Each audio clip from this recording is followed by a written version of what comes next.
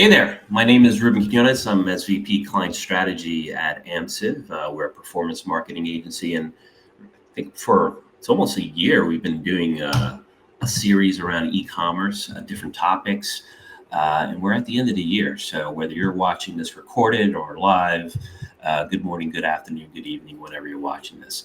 Have a great guest today, and really stood out to me online.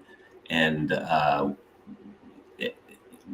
thought about this topic as far as modernizing affiliate programs when it comes to influencers. And I thought this would be a great guest to come on. So excited to talk about social and how that's being disrupted and how we're accommodating for that in the space right now. But I'm going to let Chalice Jones from Amsive, from my team. She's going to also be leading the discussion along with myself. Chalice, welcome back. Hello, thank you for inviting me back. Excited to What do you do again?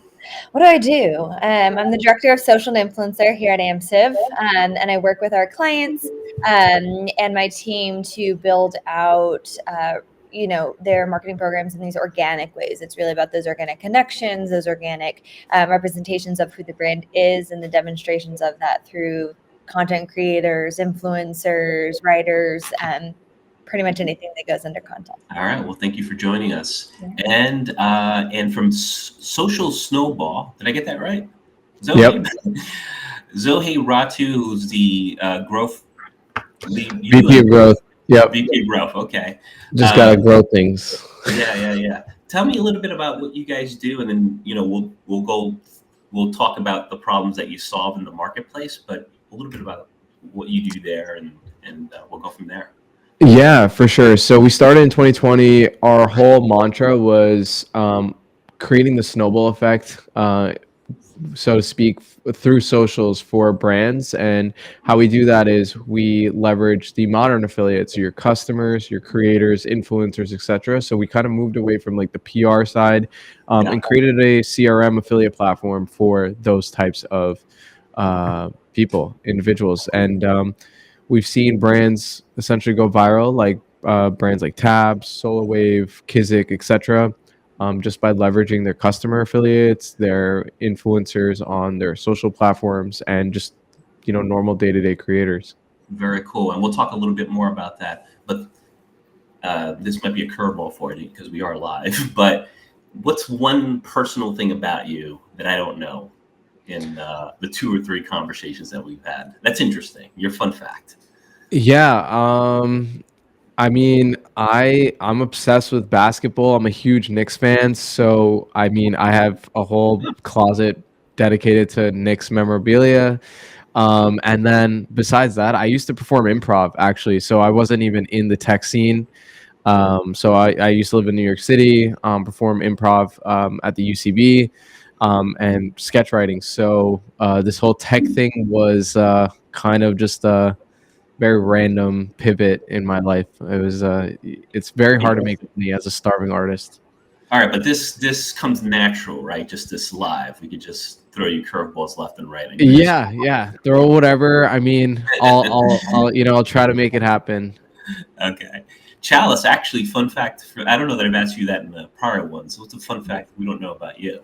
Me? Well, if we're kind of trying to find themes here, I was a theater major, so we got some performance in the house here.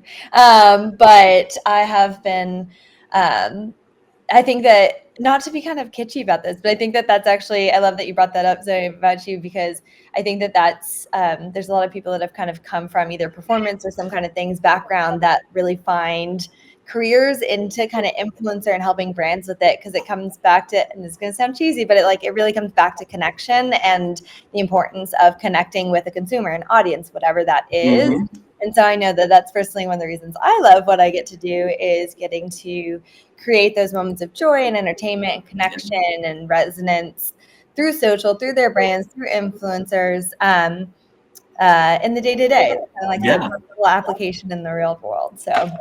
And it may be a good segue into these creators, which are essentially doing this online, whether 24/7, a few times a day.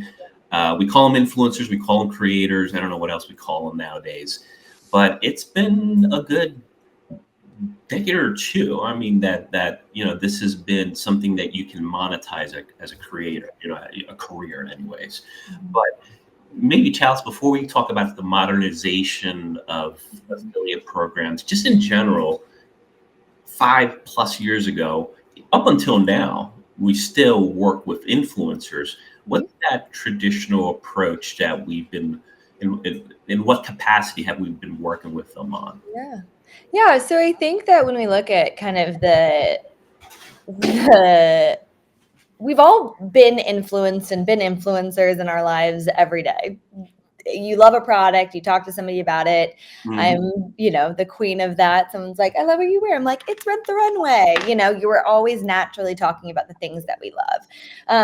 And so I think people, not to be too history lesson about it, but as people, started to find these followings and this popularity on socials, they'd make recommendations, they'd start to put it out there, brands started being able to capitalize on it, and it became very promotional. But I think when we think about traditional or, 5-10 years ago, it was very, I feel like maybe the best word to explain it is static. It was transactional. It was, I'm going to post this really kind of overly posed image of this product, and it was almost like you'd the things that you'd pay lots of money to get product photography or lifestyle photography for your brand. You're kind of getting these lower 5 versions of that from these influencers. Right. What you're really paying for is getting in front of their audiences, as well as getting these great pieces of content, trying to demonstrate, grow clout, etc. Yeah.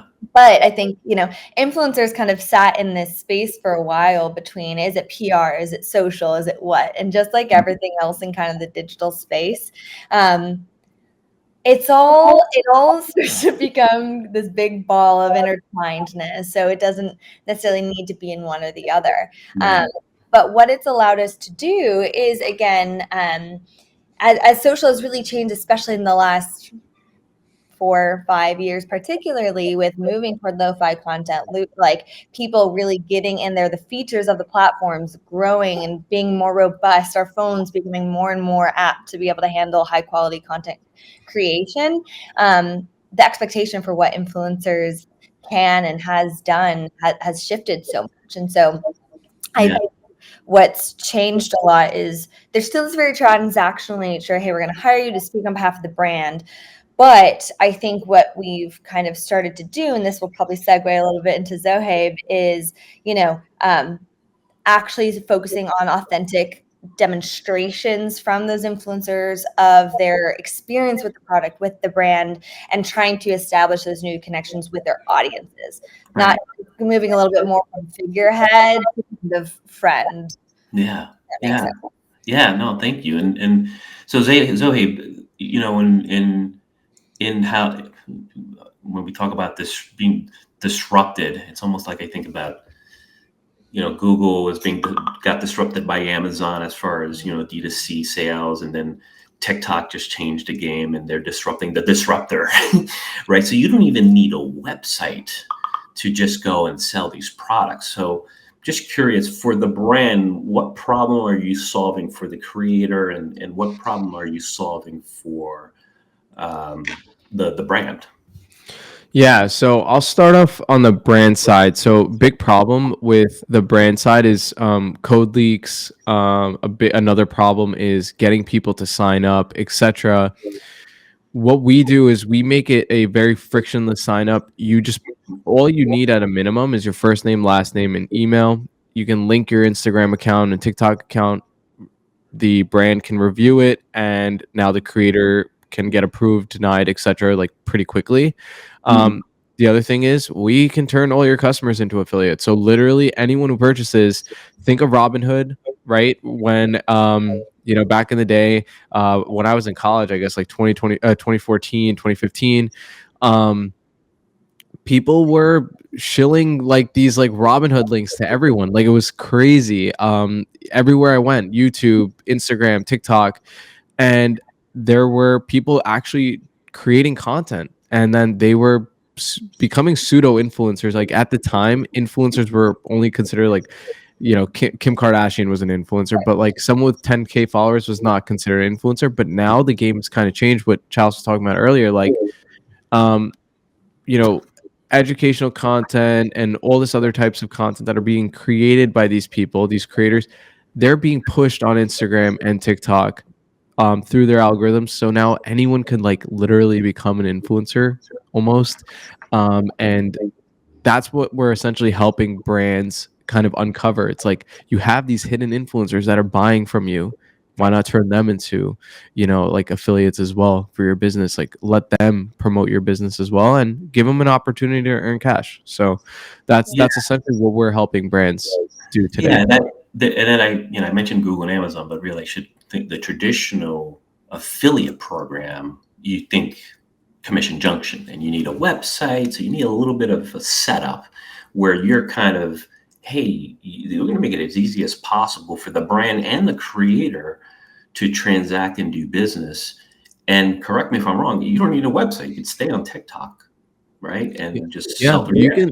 You can literally be like a barber, right? Who has like a book of clientele and you're taking pictures of them and putting on Instagram and people are like looking at the haircuts and stuff. And then you just sneak like a little link in your bio and say, hey, look, like this is like the blow dryer I use, or these are the scissors I use, or whatever it is, right? And there you go. You're an influencer. You have a bunch of people following you because they like the way you cut hair. And then you're also selling product. And you could put the QR code in your actual physical location as well. There's just so much opportunity now for anyone to make money. I mean, there's thousands of brands popping up on a monthly basis on Shopify, WooCommerce, etc. They could all set up affiliate programs. Creators have more options. And, to be honest, they need a company like Amsive to like manage these influencers and guide them. Because that's the biggest thing that I notice is like they don't know how to sell. So that becomes like the missing link. Like, how do you educate these creators, these affiliates to actually sell product? Because the game has changed, right? Like people buy based off of education, reviews. Like they want to know, like, how did this product look on that person that I follow, or how did it work for them, and then they buy. So that's kind of what I'm seeing, like the trend. And the biggest limitation is just people don't, like, the affiliates or creators don't know how to sell. Yeah, it's interesting you point. I'm sorry, Charles. Yeah, no, I was going to say, and I think what's really cool about a tool like Social Snowball is that, again, it's kind of what I was saying before. It's like we're all naturally making recommendations all the time, and so it's kind of removing the barrier that's existed historically with like, oh, I have to pay for only really expensive influencers or people that have already kind of built out these robust communities. But what's so cool about what's changed, and again, the last 3 to 5 years has been, I always say, I'm like, there's a corner of the internet for everybody. Like anything that you could have an interest in at all, there's a community out there that's already kind of, it might be small, but it's there. And so you're allowing these smaller, less visible opportunities to come forward and to have people then also receive benefits for continuing to do what they're already doing. So it's allowing for, again, a lot more accessibility for brands of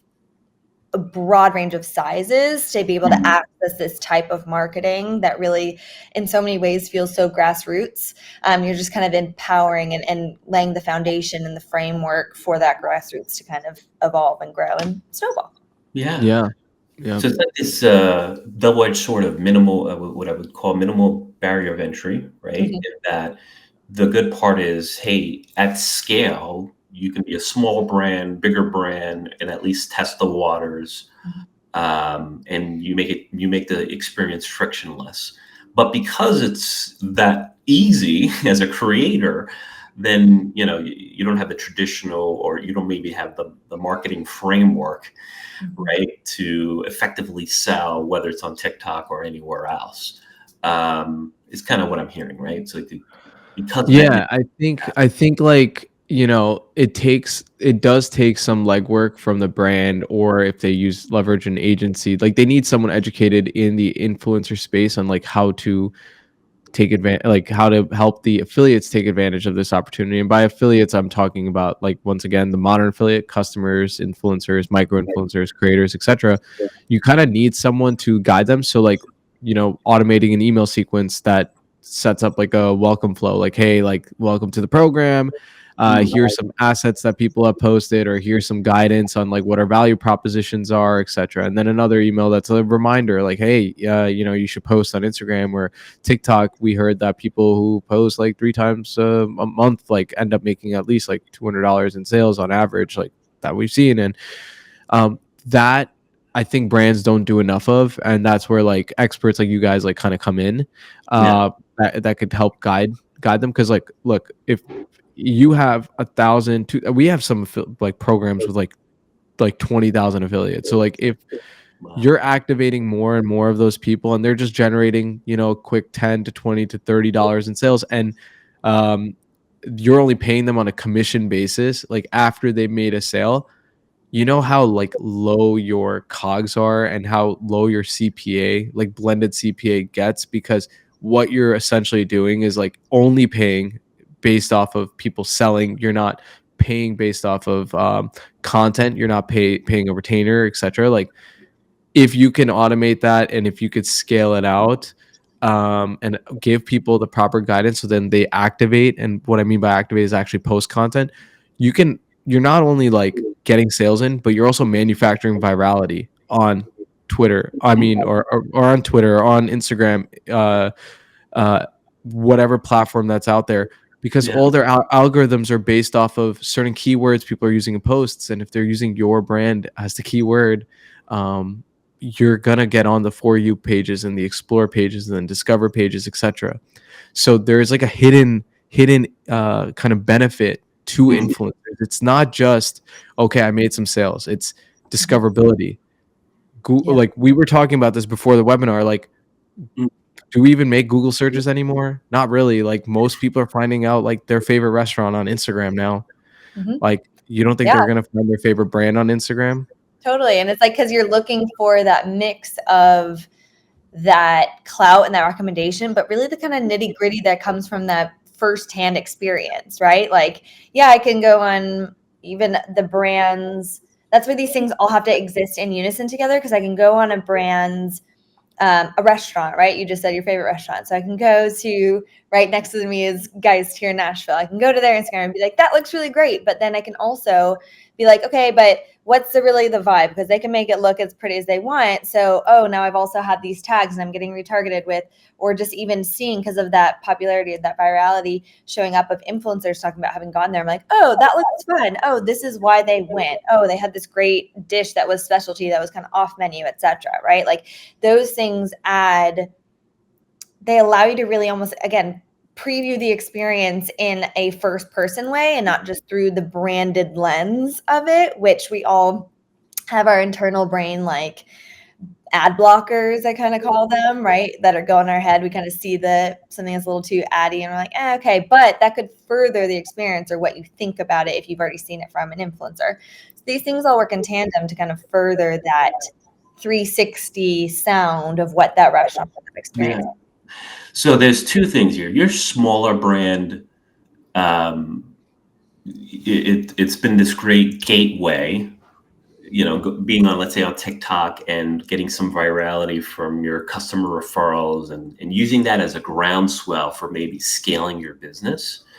Where bigger brands who haven't, modernized their affiliate program, there's just opportunity for basically incremental sales that they probably wouldn't have gotten through their traditional distribution channels today.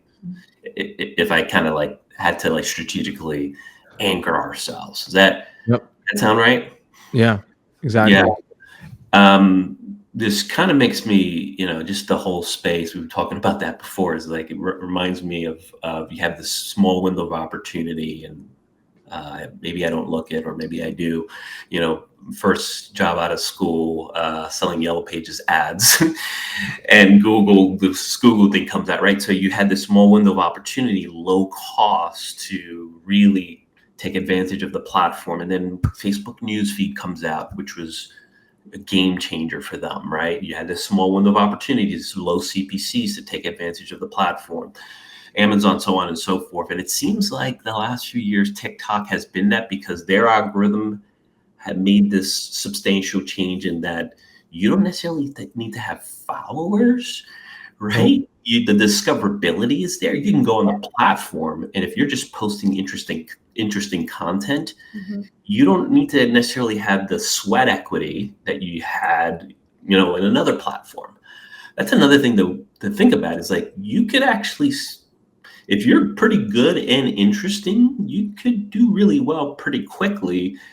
Hence, if you're a good creator, you can take advantage of an affiliate program. Well, that's where I think it's too, what's so great about influencer and affiliate and all of these types of marketing tactics is because, again, it's the sweat equity, whatever you want to call it. It comes down to not just being interesting, but being resonant, right? Like, I can see something and feel seen, or feel like, oh my God, that's funny, or that's relatable, or that's solving my problem. And it's kind of that resonance and that connection that really makes a big difference. There are the tactical things we have to do to make it, the resonance kind of like happen, which is a good, framework for the storytelling, how you're getting somebody in. You only have half a second to get somebody's attention to actually follow through with the rest of the, the video that you might be watching. But ultimately, selling people on these deeper kind of connections is how you establish those longer term connections. And that's where this isn't, we're talking about e-commerce, and Amsive has, also a breadth of business that's outside of the e-commerce space. And so that's where I think it can feel siloed just into that. But it's about, again, creating these moments, especially when you have a really long sales cycle, right? Like, you need something that's going to carry somebody through that whole time. Right. There are those one-offs, which it's really great, where it's like, I'm going to buy it. Boom. I saw it. That's all I needed. I purchased it. We've all kind of been like, oh yeah, TikTok made me buy it. Right. Or these affiliate partners, these influencers made me buy it. But these longer sales cycles as well, higher investment items, you need those, again, that 360 perspective, that resonance, feeling seen, feeling understood with my unique pain point, to feel connected to that brand and your product. Yeah, it's like buying a car. Like, I watched like 6 or 7 reviews before buying a car, but I only watched the reviews from people that weren't the car dealership. Right. Like, I don't want to watch a brand tell me like, yo, buy our car because it has this feature. You're going to make everything sound amazing. So I, watched a bunch of like these car guys, like car gurus and all these other people on YouTube. And then I made, a sound decision after 2 years of research. So like, especially in the B2B space, like companies like Amazon are hiring tech evangelists, like on the low. They're giving equity to these people. And like a lot of these other brands, like they're giving equity, they're giving cash, they're giving, there's commissions, there's royalties, all this stuff. It's not just like, like, so what you see is like, it's not what's actually happening behind the scenes. Like, they may be employed by those people, you don't know, but me as a consumer, I can't tell any different. And a lot of it, I think that you need the right people to identify these creators, but then also coach them. Like, that's the biggest thing. Like, I can't tell you enough. Like, there's so many brands on Social Snowball, they'll have a bunch of affiliates, they'll have a bunch of people sign up, but some of them might not get the sales, and that's because they're not really telling the creators what to do or what to talk about. And that's the biggest thing. You can't just like tell Mr. Beast, let's say, right, hey man, like, here's $1 million, can you figure something out? He's gonna be like, yeah, sure, give me the $1 million, I'll figure it out. He might not actually sell your product like well. Like, Snoop Dogg had that big thing with the stove thing, like that happened. It just didn't hit, right? Like, it just, the CEO got fired and all that stuff because they thought, hey, throwing money at a celebrity will just make them money. Right. But that's not how it works. Yeah, and that's like a perfect example where it's like, that product is still around and I still see it, but it wasn't the Snoop Dogg stuff that like caught me. I mean, it made a buzzy moment, but I keep seeing it being like, oh, and then can I use it in my apartment? Oh, can I whatever, right? Because it looks actually kind of cute and I kind of want one of them.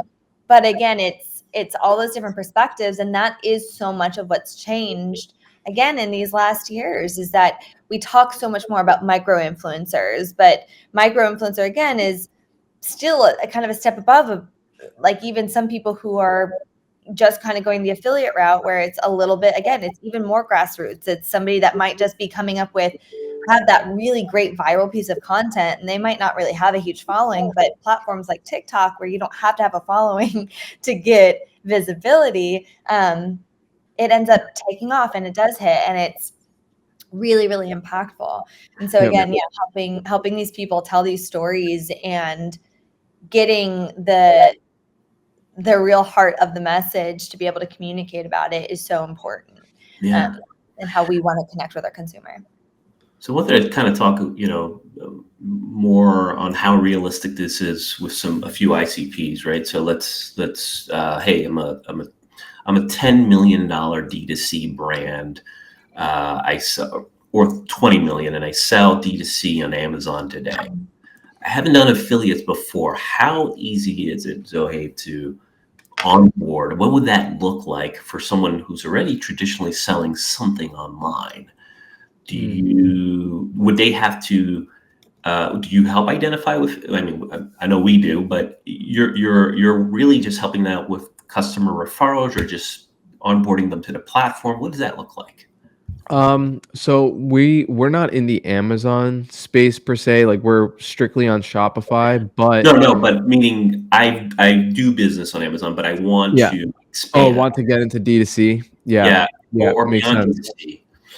Yeah, for sure. So, I mean, in terms of recruitment and stuff like that, I mean, when you're first starting out, it is a challenge because like our tool honestly works really well for people who are doing at least $1 million in revenue, just like being fairly like transparent, because you're running ads or you have some sort of like traction already, you're getting sales and traffic to your website.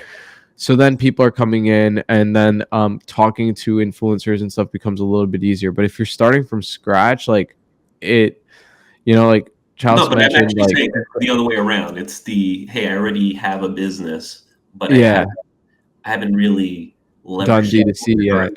Affiliate. Affiliate. I mean, in that case, like you still have to do some recruitment. I mean, on Social Snowball side, we're just like a CRM essentially. And we create like the tools to collect their information, product seed, send the free gift, give them a code, track their codes, make sure that like there's no leaks, etc., commission filters, etc., gamified experience, yada yada yada. But you do need some sort of, I think, I would say like either you go and spam everyone and on Instagram, hit them up, or hire someone like or hire us. Like hire someone who has like a book of business. Like Amsive's got like you guys are great because you guys have influencers in so many different verticals that, like, let's say someone has a relationship with a university or something like that, or the big trend right now is NIL deals, right? Like now that the NCAA has opened up, you can take like different types of products from the D2C space and connect with existing relationships. And that's why like agencies, I think, is a cheat code, like leveraging an agency. That's usually what I recommend to the brands that are just like getting into affiliate, is like, I would try to use an agency at least in the beginning, because like you trying it from scratch, you're going to get burned. A lot of these influencers are hard to negotiate with. They're not responsive, and like hiring an expert, this is what I tell my dad. Like my dad's an immigrant, and we like to save money. It's just like a thing. He'll get a quote from a roofer, like a licensed roofer, and then my dad's like, no, I'm not paying for that. And then he gets like a random dude. The leak is still there. All right, like, and then we end up going to the licensed roofer like later on. Okay. Yeah. So like, I'm first generation. Like we've been burned, and I'm just saying, like, I've seen brands make the same mistake. They will literally go for like, people who don't know what they're doing in terms of influencer or affiliate, etc.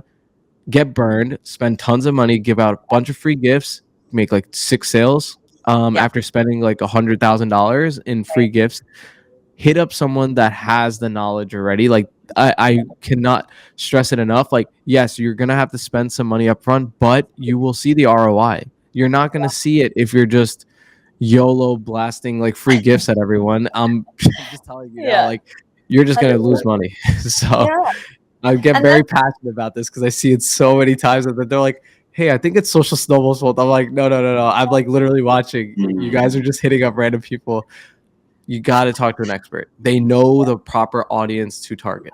yeah. So Charles, maybe you can speak to that. It's like, well, how do we help brands with that, right? So they can really leverage a tool like this. Yeah. So I think that again, it's like it's adding to that the amazing kind of toolbox that is scalability and what you're doing. So much of, again, between organic, social, influencer, and affiliate, like all of these channels, to me, the way I like to kind of see it again is like, it feels like you're actually putting your feet on the ground, like you're getting grounded in actually what you're doing. So much marketing can feel so flighty in the sky, just like, billboard, big flashy thing. And those things are impactful, right? Like, going back to the Snoop Dogg thing, apologies if you hear my dog. But so much of that is it did get my attention. I did think about it, but did it convert into sales? No. So you have to do these things that, again, bring something down to earth. And so using something like Social Snowball allows us to, again, like scale that and create all of this work that we have, these relationships, we have these influencers, these processes, these trainings, these things that we do to coach these individuals to actually make a difference on behalf of the brand, doing it in a way that can grow with their business. Yes, Zahib said it exactly correct, which is that one of the biggest pain points I think people see is that they will often, and I know it's crazy because it's almost 2025 and we're still kind of having this conversation, but we'll have people that will kind of belittle a little bit like, oh, I don't need social, I don't need influencer, I don't need these things. Or when they do try to do it, they'll do it in kind of a half toe in. You know the word I was looking for, but it's okay. I was trying to keep it nice for here, but they're a half-hearted way of kind of going about it, or a half, they're not doing it with the fullness. Their niece, the amount of times, like my niece, my cousin, my this, my that does this, so I'm going to have them do it. My daughter is an influencer, so she's going to make a video for us. It's like, okay, well, maybe Who not. follows your daughter? Right. Like, you know what I mean? And so it's like being able to step back and actually approach all of it with a strategic lens and saying, it's more than that, first of all. Second of all, being able to use tools like Social Snowball and these other kind of toolkits that we have out there to be able to track that return. It's not, nobody's just doing this as, again, just like a PR lens, or I shouldn't say nobody. There is a PR angle to be doing with it, but it's about the end game, right? Like if it's not actually driving a difference for your bottom line and converting. Yeah, and can I just add that it doesn't take like 1 month to do this? Like you're not going to see the results in like a week. No. You're going to have to, it takes a few rounds of content to be created.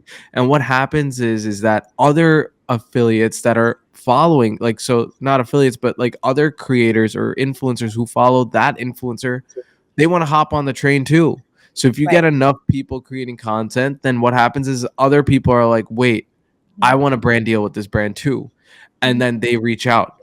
And then that's when you have leverage as well, because if they're reaching out to you, now you have an opportunity, right? So like I see usually like good traction, like month 3, month 4, month 5, month 6. It's not going to be month 1 through 3. I'm just telling you guys now, like you'll make a few sales, but like most like and this is based off of like over 25 to 2700, like I think we're at 2700 now, brands of data where I can like look at how like how many months did it take for them to start seeing some traction. Usually on average it's like 3 months, Right. so you Which got is to be where there's been this huge change too, again, going to kind of what was happening with influencer to now, where it was kind of these one-off, I'll pay you X amount of money and you'll post for me, right? And then everybody's sitting there waiting, seeing the posts, and then waiting to see if those, the cash starts coming in. And it's like, oh, why didn't that work? It's like, well, that was, again, very transactional. We've seen so much of that since, the end of 2023 into 24, which is that it's about establishing these longer term relationships with these individuals, right? Both from that kind of more promotional, like influencer perspective, or affiliate creator, smaller kind of seeding, things like that. But it's about the longevity of having somebody continually kind of speaking on behalf of that product, that brand, It's not that one and done kind of demonstration. And so brands are, again, spending, more time with less influencers to deepen those relationships and that kind of message to see that return on investment. And I want to make sure there's a piece here that we don't leave out here, right? So there's obviously most brands are on these platforms. Then there's, help them do influencer identification that align with their brand. But then there's also, sponsoring these posts and just for the virality piece, right? So in those first few months of onboarding, getting influencers in play, and getting their potential creators to get involved for a potential referral program is actually putting some money behind, and furthering that reach. Yeah. But going back to, all right, we've gone through that process of influencer identification. Maybe we're sponsoring some posts. We are now getting sales. Walk me through, I guess, Zoe, but you guys are tracking the results, right? Where's the value? Like, do I, from an analytics perspective, have to do anything to track sales? Walk me through, a brand that's not aware of having an affiliate program on social, how that would work for them. Yeah, for sure. So on Social Snowball, specifically, what we could do is we could track the sale based off of the link and a code, right? What's nice is we have this feature called Safe Links, which will generate a unique dynamic code based off of the referring site. So that means if it's coming from a coupon leak site, we can just block the code from showing up. We can block commissions. So now we know direct attribution is coming in from an affiliate. Because if they're sharing code or a link rather, we'll know, hey, that link was clicked from Instagram. Okay, great. Now that they've landed on the site, let's show them a code generated based off of the browser ID.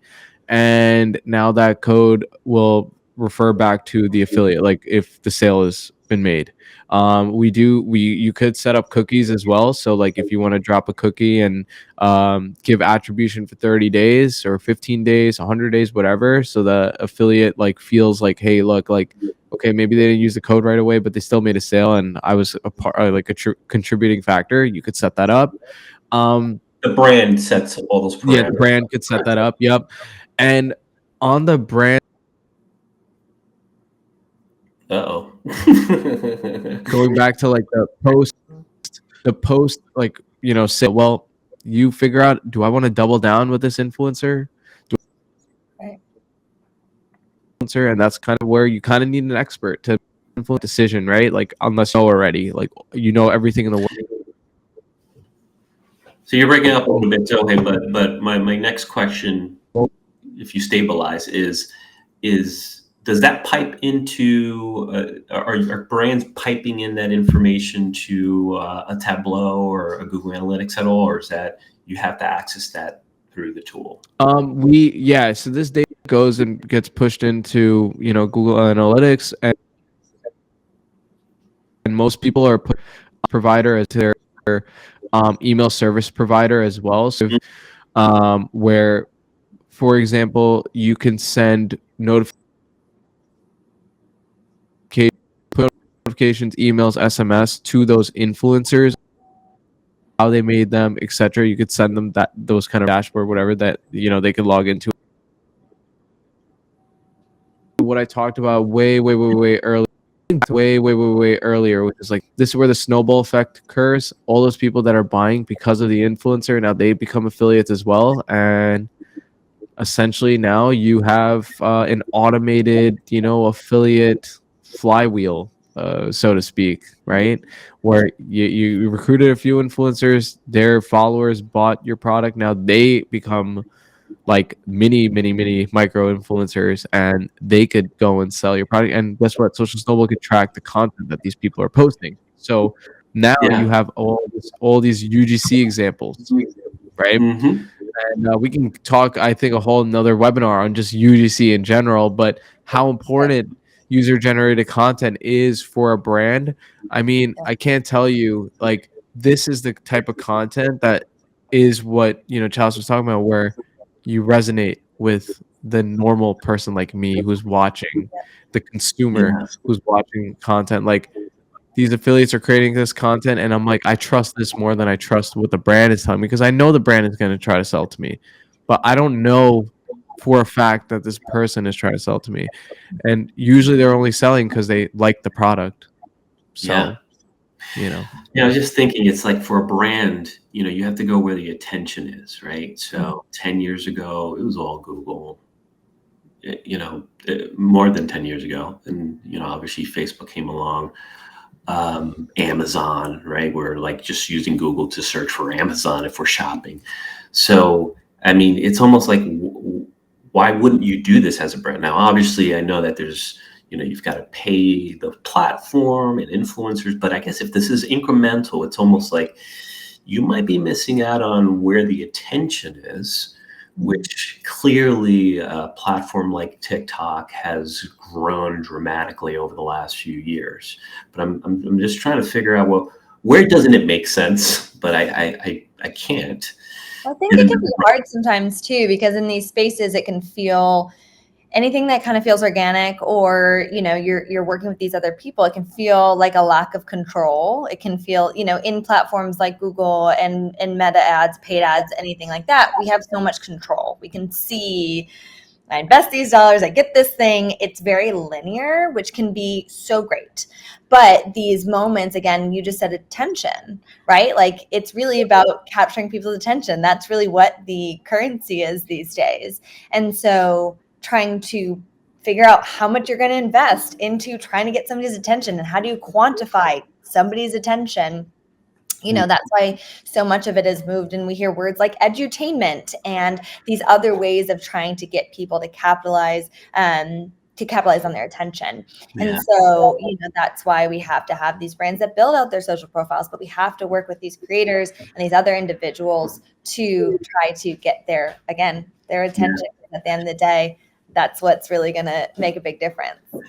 And Zohaib, from your portfolio, are there any brands or categories that are doing well? I just think about the one sale I've done on TikTok, which was a cat toy. Of course, I saw it. I'm like, oh. So obviously, the more unique, the even better, right? Because you don't see that stuff anywhere else. You wouldn't Google it, which is why you would buy it. I assume lower AOV, but interested to, is there a particular category or types of products that you're seeing do well with the affiliate program? Yeah, or so it's all over the place. First, it depends on like what type of affiliate it is. So if it's TikTok shop affiliates, lower AOV has typically done better. So beauty, I've seen do really well. So beauty products, health and wellness supplements, etc. They're crushing it on TikTok shops. When it comes to these higher AOV products, long form content usually is what I would say is key. So like YouTube, LinkedIn, Twitter, like Reddit, etc. Those are the channels that I would say higher AOV. So like cold plunges, like huge. I mean, these things are expensive too. Like they start at like $100-$200. And if you get like the actual like cold plunge tub thing, then it's like a $2,000. Yeah, it's all over my feed. Why? Yeah. Is there like a thing going? Is It's a trend. I don't know, man. The SF guys, like, San Francisco tech scene, like kind of took over with the heat therapy and cold therapy. So like that's huge right now. Yeah. But long form content works well because people want to be educated. They want to understand, like, I'm making a huge decision right now. Like, I need to see all the details before I buy this thing. Whereas if it's like, I'm just buying a makeup brush, like 20 seconds is enough. Like, okay, this, person wore this makeup, looks good on them. My skin color looks similar, or my skin type is the same. Okay, great. Like, this is an easy buy. $20. All right, here's my card. With the ice plunge thing that I was mentioning, like, I got to think about that thing. Oh, they got some 0% finance options. Okay, great. Like I was trying to buy, I was in between buying a tonal and like tempo and all this, and I was like looking up tons of videos. I just ended up joining a CrossFit gym, but I was just like, I was like, which one do I choose? Like, and then I thought about it. I was like, I don't think I'm gonna work out at home. I kind of need someone to like push me. But like that was through watching these videos. I was very close to getting the tempo. So again, that just goes back to that's what I'm saying. Right? Like Yeah. that's where Zoe was. He's on his phone, he's on his socials, he's there organically. That's where we're all giving our attention anyway. And so then we're taking advantage of the ways that people want to be communicated to and that they're enjoying getting communicated to, and trying to speak their language at the end of the day. Yeah, but I want to. I don't think it's going to be like, if I'm a brand, again, 20 million in sales, D2C, Amazon. If I don't have an affiliate program today, I don't know that I'm disturbing or eroding my other distribution channels by adding this on, especially if it's not D2C and you're doing it on TikTok, as an example. No, you're not. I mean, it's a new sales channel. Like TikTok Shops, the way that it works is it's entirely different. Like it's separated from Shopify, Amazon, whatever. Like yes, they connect, but they're videos that they're basically promoting as you're scrolling up and down. So it's like free ads. So even if someone doesn't buy from you, I mean, like, why not invest in that channel? I think it's a cheat code, to be honest. Right? Like just leverage. You got to try it out. I mean, if you have, this goes back to what I alluding to earlier. Just hire an expert, have them set it up at the very least, and just test it out. If it sucks, then just cancel. Like tell the person, like, okay, it's not working, whatever. But try it out for like 3 to 6 months. It's free ads, like straight up. Like, why wouldn't you do it? Right? Yeah. They're not getting paid until they make a sale. So it's a cheat code. When it comes to the influencers, yes, there's retainers, etc. But talking about that tonal example, I found out about the tonal on Instagram, and then I went to YouTube and I searched for long form versions of the content that I was watching short forms of. So like Chalice hit it, like right on the head. Like you kind of have to have an entry point. You kind of have to have like someone talk about something, and then when they talk about it, then other people are gonna start following and being interested. Like otherwise, like if no one else is talking about it, it's just your brand and you're just running ads and it's in a silo and you're just putting graphic images up, like that doesn't work anymore, in my opinion. I think people are more educated now. People are more sophisticated buyers, and they get the whole shtick. They get it, so they want to hear real people talking about real products. Yeah, 100%. I asked my 14-year-old brother. He knows what drop shipping is. So, like, it's just amazing. Crazy. Wait, what drop shipping? I'm kidding. I think we've all tried to do some variation of drop shipping in the last decade. Yeah. I think that takes work too. Yep. I have an apparel thing that I'm doing print on demand for. It's not drop shipping, but yeah, it's definitely hard. So if you have a brand that's already popped off, not as like easy as those YouTube videos make it seem. They're like, oh yeah, it's drop shipping. Yeah. Charles, you're going to say something? Oh no, you're all good. Okay. So I think, listen, we're heading into 2025, and maybe as a parting, before saying goodbye and let you guys off, maybe Zoe, but again, thank you for coming on. I appreciate your time and giving us some insights into the tool. You can go ahead and check them out. Well, actually, why don't you tell us how we can follow you and check out your company, but also leave us something with like, where do you see you guys going, or just the space going into 2025? Yeah, for sure. So really quick, you can find me on LinkedIn. That's where I'm primarily at, always posting, posts on there. So about affiliate, influencer, etc. But in terms of 2025, I honestly think that the industry is kind of almost reverting back to how Google display ads used to be in the 1990s, where people would have to bid on ad space like directly with blogs, etc., to put a spot on. And I think that like influencers pages are basically the new blog. Like that's it. Like, so Instagram and TikTok, these are microsites. YouTube channels, all of these things are just microsites within a ecosystem. So think of YouTube as the internet, and all the influencer pages are like the Google pages.